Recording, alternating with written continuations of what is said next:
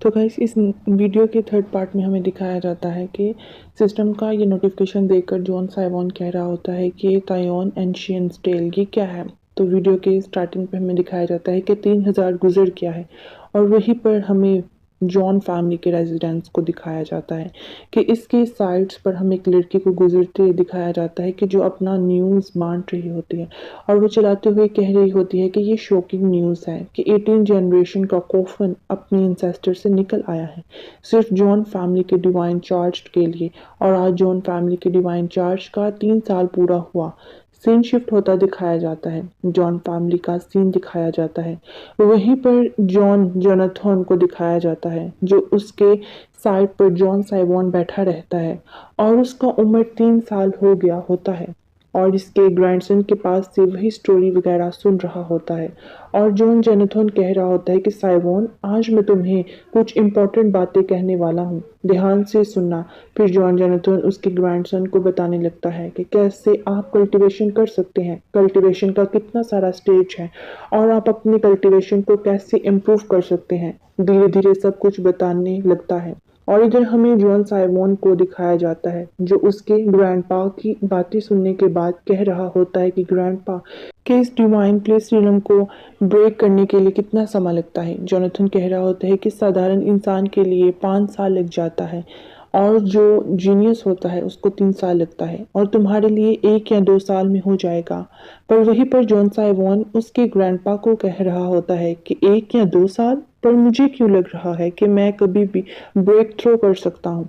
और ये बातें सुनने के बाद उसका ग्रैंडपा थोड़ा सीरियस हो जाता है और वो ये कह रहा होता है कि हाँ, तो तुम्हारा कल्टीवेशन मुझे दिखाओ। जॉन साइमन के ग्रैंडपा की बातें सुनने के बाद मेडिटेशन स्टेज में आ जाता है और वहां पर देखने के बाद उसके ग्रैंडपा थोड़ा शॉक हो गया होता है और वो मन ही मन में कह रहा होता है कि मेरे ग्रैंडसन से मुझे जैसी उम्मीद थी मेडिटेशन स्टेज में इतनी जल्दी पहुंच गया, बहुत ही ज्यादा खतरनाक टैलेंट है। जोनाथन उसके ग्रैंडसन की तरफ ध्यान से देखता है और वो थोड़ा चौंक गया होता है और वो मन ही मन में कह रहा होता है कि अरे रुको, बिना कोई फोर्स के डोरिलम पर डायरेक्ट ब्रेक थ्रो करना, अरे ये तो और भी ज्यादा ब्रेक थ्रो कर रहे हैं, ओ माय गॉड। और फिर वो फायर रिलम पर डायरेक्ट बैठ जाता है और हमें दिखाया जाता है कि जॉन साइमन को दिखाया जाता है जो उसकी साइड से गोल्डन रे निकल रहा होता है और वो कॉन्टिन्यूसली ब्रेक थ्रो कर रहा होता है और फाइनली हमें दिखाया जाता है कि John Simon breakthrough complete कर लेता है और मेडिटेशन स्टेज से बाहर निकल आता है। और फिर वो कह रहा होता है कि इधर तो देखकर ऐसा लगता है कि मैंने डिवाइन प्लेस पे सर्कुलम ब्रेक थ्रो कर लिया है। और जब वो उसके ग्रैंडपा की तरफ देखता है तो उसके ग्रैंडपा की हालत बहुत ही बुरी हो गई होती है और वह कहता है कि ग्रैंडपा कह रहे होते हैं कि तुम सच में सर्कुलम चाइल्ड हो, हमारी जॉन फैमिली का, और तुम्हारा टैलेंट भी इमेजिनेशन के बाहर है। और गाइस मैं आप सबको बता दूं कि क्यूलन चाइल्ड चाइनीज़ का एक शब्द है और इस शब्द का मतलब है मिथियोलॉजिकल वेस्ट। आपको बता दूं कि ये मिथियोलॉजिकल है जिसे ड्रैगन या फोनिक्स भी कहा जाता है।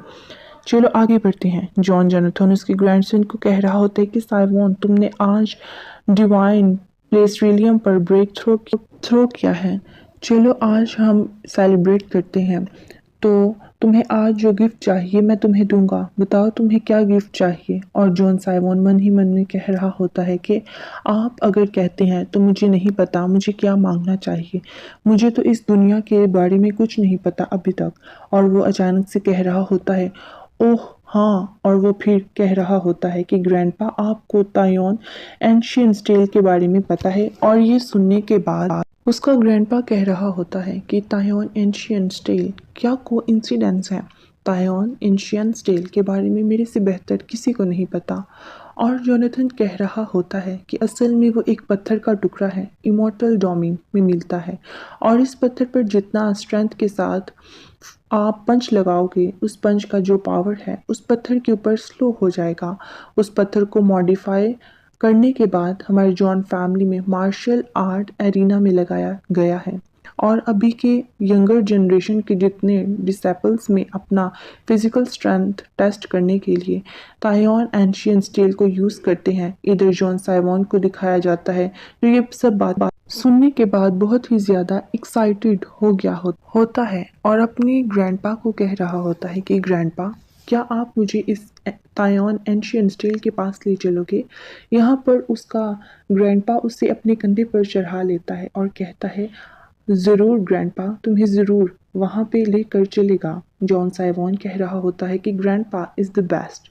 और सीन शिफ्ट होता दिखाया जाता है और मार्शल आर्ट एरिना को दिखाया जाता है और वहीं पे हमें एंशियंट तायोन स्टील को दिखाया जाता है और हमको क्या दिखाया जाता है कि एक लड़की आ जाती है स्टील स्टोन के पास और वो उस स्टोन को देखने लगती है।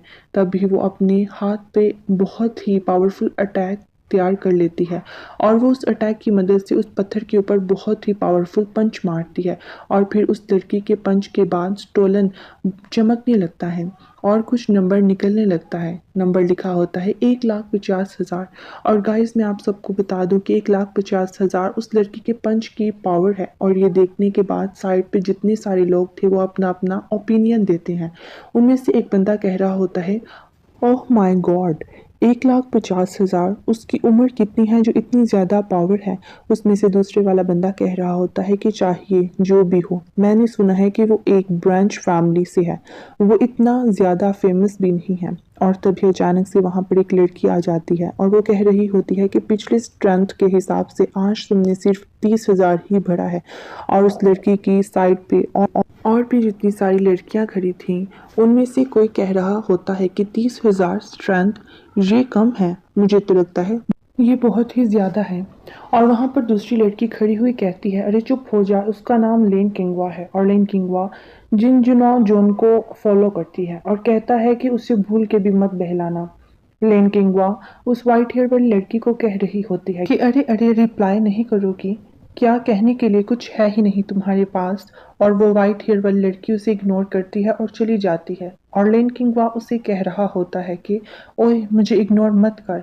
फिर वो लेन किंगवा उस येलो हेयर वाली लड़की को कह रहा होता है कि मैंने सुना है कि मास्टर जेजियान ने तुम्हें इनविटेशन भेजा था पर तुमने रिजेक्ट कर दिया। फिर हमें दिखाया जाता है कि वो येलो हेयर वाली लड़की मुड़ती है, वो कह रही होती है कि जिन जनाजोन उसका स्किल है पर उसका टेम्परेमेंट बहुत ही ज़्यादा नैरो माइंडेड है, नहीं तो वो तुम्हें क्यों यहाँ पर भेजे मुझे तंग करने के लिए। पर अचानक से लेन किंगवा जो कि पर्पल हेयर वाली लड़की होती है एक अटैक बनाते हुए कह रही होती है कि हर समय माइटी एक्टिंग और हाई करती है, लेकिन आज मैं मास्टर जेन जियोन के बारे में तुम्हें लेसन सिखाने वाली हूँ। अचानक से येलो हेयर वाली लड़की पर्पल हेयर वाली लड़की के हाथ को पकड़ लेती है और वो पर्पल हेयर वाली लड़की कुछ भी नहीं कर पाती। येलो हेयर वाली लड़की कह रही होती है कि तुम सिर्फ अकेली हो और कुछ भी नहीं करोगी, नहीं तो मैं तुम्हारा बहुत बुरा हाल होगा। और हमें दिखाया जाता है कि तब भी वहाँ पर किसी की एंट्री होती है और वो कह रहा होता है कि ये वही जगह है और सभी का अटेंशन वो छीन लेता है।